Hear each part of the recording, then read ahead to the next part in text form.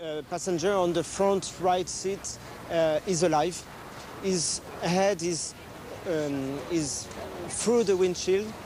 Is severely injured, his face is severely injured, but at least he's breathing, he's screaming, he's in pain, but he's alive. So he can wait a few seconds.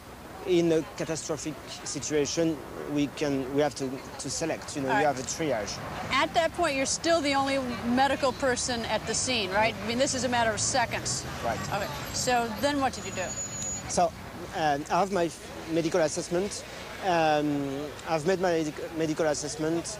I decide to phone the emergency services because I have to call them and to tell them the address and what is going on the tunnel. Did you knew the woman was alive in the backseat? She was alive, but she was with almost no reaction. She didn't breathe very well. She didn't react very well. So she was, for my assessment, she was the one who needed the assistance the most urgent. What happened in the Alma Tunnel after the fatal crash? An American couple was driving through. They saw the car within seconds of the crash, and they remember every single detail. Stay with us as our special show about Princess Diana's last hours alive continues in a moment.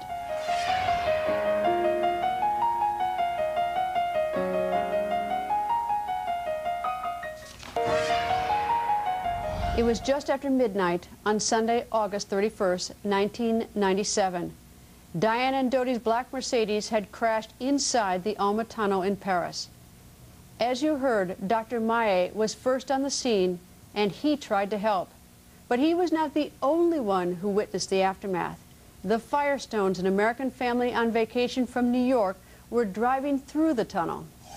It was a horrible sight to see because the car itself was really very, very mangled. It was a very peculiar to look at situation because the car was facing the same direction as we were, and I couldn't understand if the car came in by accident the opposite way in the same direction that we were traveling. Were the headlights generally in the same direction as your car, yes. so it spun or the car did. It was on the wrong. It appeared to be on the wrong side Correct. of the street. Like, so I thought that they must have come in by accident in the wrong lane. You didn't realize it had entered from the other side of the tunnel. I thought there was no way. Well, I didn't think that there was any way that it could have gone through those pillars. I thought it actually, like when we entered the tunnel and there's an exit, I thought they must have driven in the exit, this car, by accident. How close, when you were the closest to the car, were you, to the Mercedes? Like this, we were just right next to it. It was like a scene that didn't make any sense. Here you have a police officer who's standing in front of the car facing me.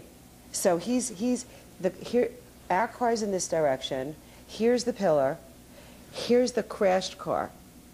In front of the crashed car is a police officer, and in between there are all these photographers and all this action and lights going on.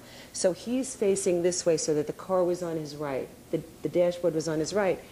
And there's arguing going back and forth with this person who wanted to get around this officer to take pictures. I mean, you can see that. Pictures inside the car.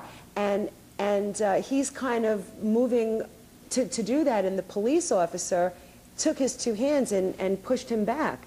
And while the police officer was doing that, although everyone else was still flashing, another photographer ran around, went right up to the wall of that tunnel, the opposite wall, where the car was splat, and basically turned his body around, took the camera, laid from the waist onto the top of the hood of what was left of the hood of the car, laid into the windshield, and was snapping away. From every conceivable angle, they were taking photographs. And you know what I thought? I thought, you know, what flashes through your mind, it was bizarre, and I'm thinking maybe it's the forensics department. This is how they do it in Paris when there's a horrible accident, is what I'm thinking.